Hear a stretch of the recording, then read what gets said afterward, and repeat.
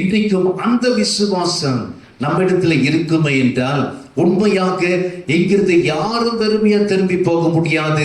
கர்த்தருடைய வஸ்திர தொங்கல் ஒவ்வொருத்தரையும் தொட்டு தம்முடைய மகிமையினாலே அவர்களை நிரப்ப செய்கிறார். நிரப்பின பிறகு நாம் பார்க்க முடியும், பரிசுத்தர் பரிசுத்தர் பரிசுத்தர் பரிசுத்தர் என்கிற சத்தம் அங்கு கேட்கப்படுகிறது. அங்கு 2 சேட்டைகளால் தன் முகத்தை மூடி, 2 சேட்டைகளால் தன் கால்களை மூடி, 2 சேட்டைகளால் தாங்கள் பறந்து ஓடுகிறாங்க. இப்போ தேவ தூதர்களுக்கு 2 சேட்டைகள் கொடுக்கப்பட்டிருக்கிறது. இப்போ 3 தேவ தூதர்கள் இங்க இருக்கிறாங்க. ஆபிரகாம் கூட 3 தேவ தூதர்களை சந்தித்ததாக நாம் பார்க்கிறோம். அப்போ 2 சேட்டைகள் அவர்களுக்கு கொடுக்கப்பட்டிருக்கிறது. இந்த நியாயாசனத்தங்கள்ல நியாயாதிபதி ஆசனங்களை நாம் பார்க்க முடியும். 3 குரங்குகளை வைத்துக் கொள்வான். யாராவது பார்த்திருக்கீங்களா? ஒரு சில இடங்களிலே 3 குரங்குகள், ஒன்று கண்களை மூடும், இன்னொன்னு காது மூடும், இன்னொன்னு வாய்களை மூடிக்கொள்ளும். எதனாலே? இது சரியா இருந்தாலே மற்ற காரியங்கள்லாம் சரியாகிவிடும். கண்கள் பரிசுத்தமானது. ஈவில் எது நான் பார்க்க கூடாது, எதுவுமே அசுத்தத்தை நான் பார்க்க கூடாது. கண்களை மூடிக்கொள்ளும். அசுத்தத்தை எந்த ஈவிலும் நான் கேட்கக்கூடாது. அசுத்தமானது என் வாயிலிருந்து புறப்படக்கூடாது என்று சொல்லி கண்களையும் காதுகளையும் வாயையும் மூடிக்கொள்ளும் என்கிற காட்சிகளை நாம் கண்டிருக்கிறோம். ஆக அப்படியாக இங்கு ஏசாயா பார்க்கிறார் 3 தேவ தூதர்கள். அவைகள் 2 சேட்டைகளை கொண்டு இதே காட்சி தான் யோவானும் பார்ப்பார். வெளிப்படுத்தல் விசேஷம் 4ஆம் அதிகாரம் 8ஆம் வசனத்தில் நாம் பார்க்க முடியும். அங்கும் யோவான் பத்மோஸ் தீவிலிருந்து கர்த்தருடைய மகிமையை பார்க்கிறார். அங்கு தேவ தூதர்கள் ஏறுகிறதமான காட்சியை அவர் கண்ட பிறகு நாம் பார்க்க முடியும்.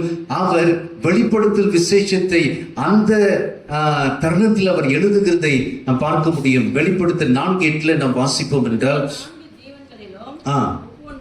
அவ்வாறு சிறகுகள் உள்ளவைகளும் சுற்றிலும் உள்ளேயும் கண்களால் நிறைந்தவர்களுமாய் இருந்தன. அவைகள் இருந்தவரும் இருக்கிறவரும் வருகிறவரும் ஆகிய சர்வ வல்லமையுள்ள தேவனாகிய கர்த்தர் பரிசுத்தர் பரிசுத்தர் பரிசுத்தர் பரிசுத்தர் பரிசுத்தர் பரிசுத்தர் என்று ஓயாமல் துதிக்கிற சத்தத்தை அந்த இடத்துல பார்க்க முடிந்தது. இன்றைக்கும் நம்முடைய தேவன் அவர் பரிசுத்த தேவன்.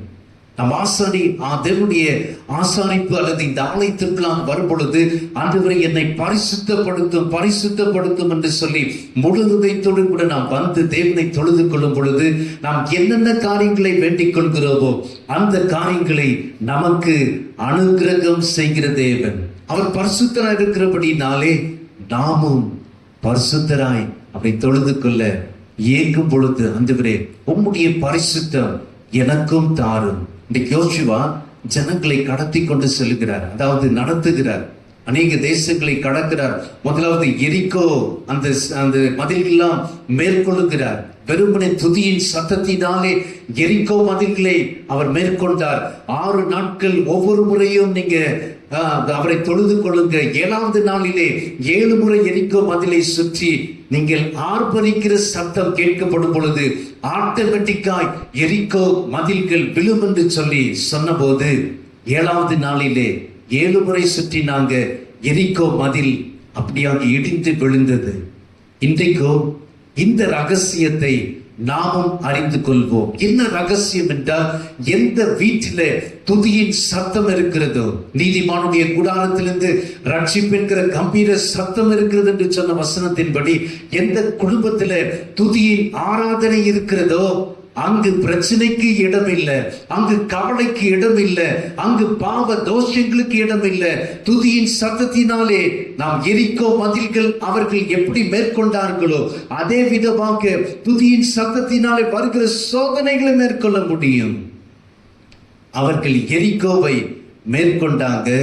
2வது பார்த்தோம்னா யோர்தான் நதி கடந்து போய்கொண்டிருந்தது. அப்போ யோசுவா ஒரு வார்த்தை சொல்லுவார், இன்றைக்கு நீங்கள் பரிசுத்தப்படுத்திக் கொள்ளுங்கள், நாளைக்கு ஆட்டோமேட்டிக்காய் யோர்தான் நதி நின்று போகும். ஆசாரியருடைய பாதங்கள் யோர்தான் நதியை தொட்ட மாத்திரத்தில் இந்த யோர்தான் நதி பிளந்ததாக இந்த இடத்துல நாம் வாசிக்கும் யோசுவான் புஸ்தகம் 3ஆம் அதிகாரம் 5ஆம் வசனத்தை நாம் வாசிப்போம் என்றால், யோசுவான் புஸ்தகம் 3ஆம் அதிகாரம் 5ஆம் வசனத்திலே இன்றைக்கு நீங்க வாசிங்க. ஜனங்களை நோக்கி உங்களை பரிசுத்தம் பண்ணிக் கொள்ளுங்கள். இன்றைக்கு உங்களை பரிசுத்தப்படுத்திக் கொள்ளுங்கள். நாளைக்கு கர்த்தர் உங்கள் நடுவிலே அற்புதங்களை செய்வார். நாளைக்கு உங்கள் நடுவிலே கர்த்தர் அற்புதங்களை செய்வார். அல்லேலூயா. இன்றைக்கு நீங்க பரிசுத்தப்படுத்திக் கொண்டால் நாளைக்கு கர்த்தர் உங்கள் நடுவிலே அற்புதங்களை செய்வார். அது எந்த விதமான அற்புதமாக இருக்கட்டும். அவர் கேட்கக்கூடாதபடிக்கு அவருடைய செவிகள் மந்தமாகவில்லை, பேசக்கூடாது, அல்லது அவருடைய கண்கள் மூடி போன கண்களும் அல்ல.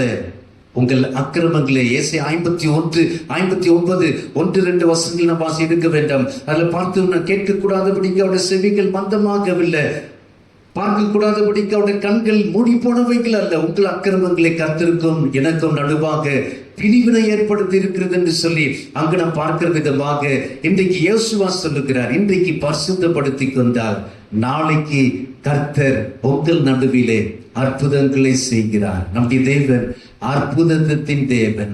நம்முடைய தேவன் இல்லாதவர்களை இருக்கிறவைகளாக அமைத்திருக்கிற தேவன்.